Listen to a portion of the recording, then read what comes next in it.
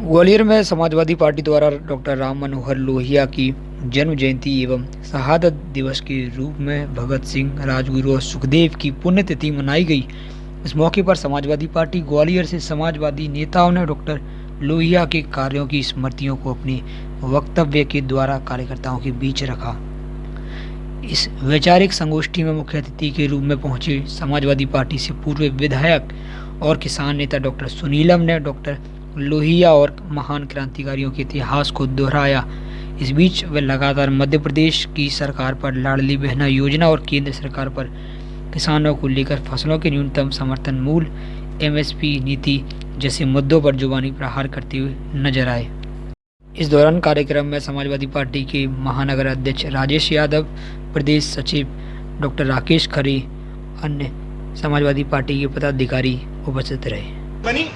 और जब मंडल कमीशन लागू हुआ तो फिर से वही कांग्रेस की जो कटता थी 90% लोगों के साथ में, आप समझ लीजिए कि जो समाज, जो संख्या इस देश को चलाती है, जो किसान अन्न उत्पादन करके सारे देश के लोगों का पेट पूजन करता है, उन किसानों के लिए, उन पिछड़े वर्गों के लिए जो नीति बनी, मंडल कमीशन लागू हुआ, उसमें भारतीय जनता पार्टी और कांग्रेस एक होकर मंडल कमीशन का विरोध करने लगे और उन्होंने वो कमंडल लेके आगे और वही आज पूरे देश में जो अराजकता फैल रही है, 90% लोगों का जब हित छीना जाता है तो निश्चित रूप से अराजकता फैलती है।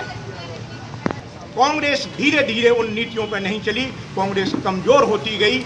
मैं तो ये कहना चाहता हूँ कि अगर कांग्रेस अपनी नीतियों पर चलती रहती और न चलने की वजह से अगर कमजोर न हुई होती तो आज भारतीय जनता पार्टी जैसा दैत्य इस देश को शासन करने के लिए नहीं हमें मिला होता। साथ है और इसलिए उनके विचार क्या थे, उन विचारों को जानना, समझना, उन पर अमल करना, उन पर आचरण करना, उनका प्रचार प्रसार करना, ये समाजवादी पार्टी के कार्यकर्ताओं का और जो भी ऐसे देशभक्त हैं जो स्वतंत्रता आंदोलन में भरोसा रखते हैं, जो शहादतें हुई उसके अंदर भरोसा रखते हैं, उनको अपने जीवन का प्रेरणा स्रोत मानते हैं, ऐसे लोग डॉक्टर लोहिया और भगत सिंह जी के विचारों के ऊपर ख्याल करना चाहिए। गए होंगे राष्ट्रीय सम्मेलन जो 29 सितंबर 2022 को हुआ था। लोहिया जी की जन्म जयंती है और साथ ही शहीद दिवस भी है, क्या कुछ कहना चाहिए? आज समाजवादी पार्टी में जो शहर अध्यक्ष हैं राकेश जी और जो जिला अध्यक्ष हैं इंद्रजीत जी, उनके द्वारा ये आयोजन किया गया। हम जिस विरासत को लेकर के चल रहे हैं वो डॉक्टर राम मनोहर लोहिया की विरासत है, शहीद भगत सिंह की विरासत है। महानगर अध्यक्ष समाजवादी पार्टी से और मेरे साथ खड़े हैं वो जिलाध्यक्ष जी हैं। आपकी पार्टी इस बार मध्य प्रदेश में चुनाव लड़ रही है, क्या आप सोचते हैं कि आप इतनी मेहनत जनता के बीच जाके कर रहे हैं वो रंग लाएगी और आप मध्य प्रदेश में सरकार बना पाएंगे?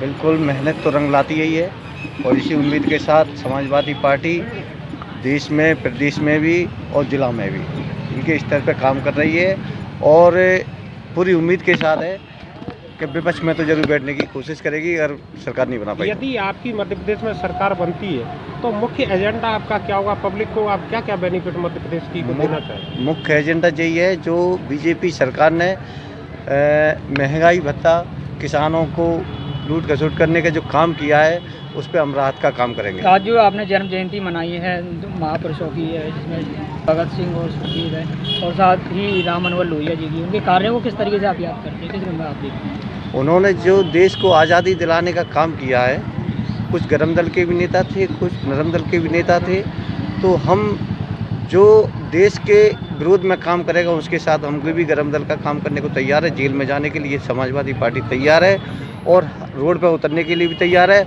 और नरम दल के साथ नरम दल का भी काम करेंगे। हम तो हर तरह से तैयार है, लेकिन देश हमारा पहले जो आज़ादी महसूस की थी वो महसूस आज नहीं कर पा रही है जनता। आज बीजेपी और कांग्रेस के बीच में ऐसी फंस के रह गई है कि वो महंगाई भत्ता के हिसाब से और कई ऐसे मुद्दे हैं जिन पर वो आवाज़ नहीं उठा पा रही है। उसका साथ हम समाजवादी पार्टी के द्वारा करेंगे, पूरा साथ देंगे।